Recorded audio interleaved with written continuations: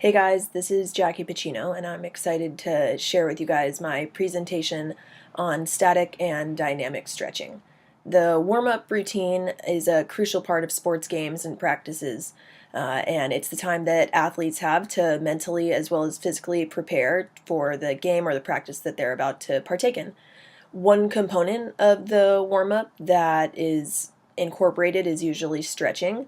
And over the years, different types of stretching techniques have been favored by different coaches depending on what it is exactly that they're looking for their athletes to get out of the performance or how they want their athletes to perform better. And so I chose static stretching and dynamic stretching as the two techniques that I wanted to look at and see what the benefits are and what maybe some of the disadvantages are. So, static stretching is when you are stretching your muscle at its longest point and holding it for a certain amount of time. So, usually static stretches are done between 30 to 60 seconds, anywhere in between. 60 is usually on the longer side.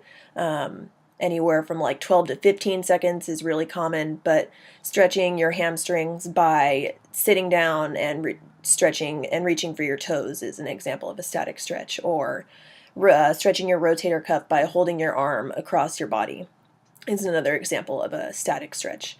And dynamic stretching is stretching that involves a controlled movement through the range of motion. So, again, for example, stretching your hamstrings by standing and reaching for your toes and then taking a step forward and squatting, all as part of one motion, is considered a dynamic stretch. And another stretch would be using a band and making your arm go through the motion of the sport that you're about to partake in. So, for example, baseball players holding onto a band and putting their arm through the motion of throwing a baseball, 10 to 15 times is an example of a dynamic stretch. Some benefits of static stretching is that it's been shown to increase the range of motion as well as increasing flexibility. It also has been noted to decrease muscle soreness. So, for example, lots of times football players, especially at the high level, will take yoga classes after their games to help re-stretch out their muscles so that they're not stiff and sore and possibly help release some of the lactic acid that might be built up in their bodies.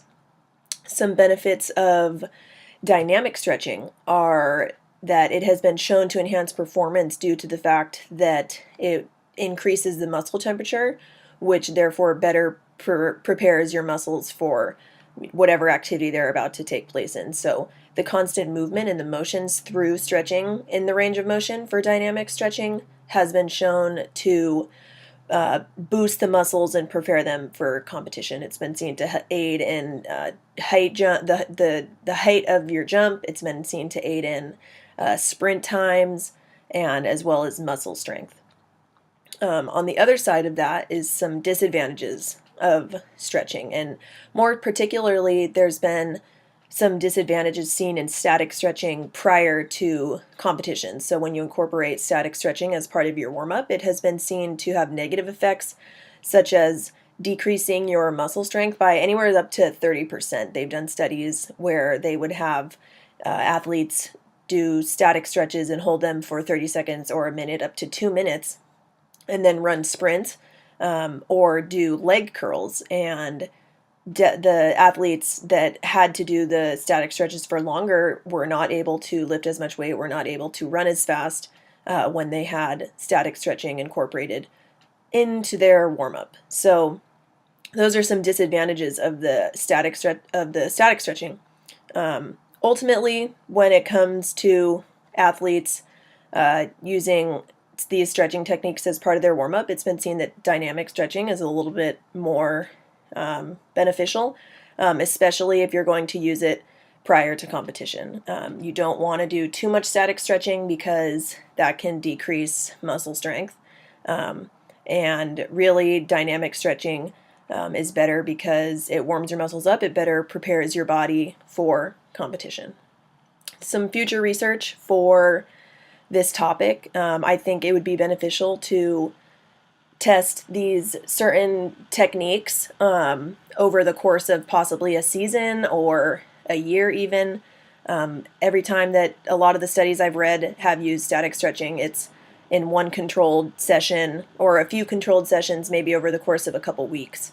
Um, and I would be interested in seeing how static stretching could help maybe over the course of a season when it's done separately. That is one way that researchers have shown that if you can, there are benefits to static stretching, and that is that if you do them separately, it does still increase flexibility, which in turn can help your performance in the long run. But if you are using it as part of your routine, might not necessarily help you. So it would be interesting to see if you had a sports team that could do static stretches separate from their workout over the course of the season, how it helped in their performance or helped in their flexibility. And I also think it would be interesting to do some of these tests on sports specific athletes. So testing the different stretching techniques on swimmers versus runners, or baseball players versus football players, and just seeing how the different stretching techniques possibly benefit, different movements or athletic motions differently. In conclusion, I think that stretching is definitely dependent on the situation, as there are benefits in both. Static stretching can be good, definitely for your body more long term, as it aids in flexibility, it aids in range of motion, which is really good as you get older and people think that you start to get more stiff and less active. So it's definitely good to incorporate static stretching into your routine and into your lifestyle. But in the same sentence, dynamic or it's static stretching is not good for you if you're trying to use it before a game or a tournament. Dynamic stretching is beneficial during a warm up, but maybe not necessarily something that somebody with an injury or elderly people are going to want to partake in, as requires a little bit more movement and strength. And thank you for listening to my presentation, and I'm really looking forward to seeing all of your guys's.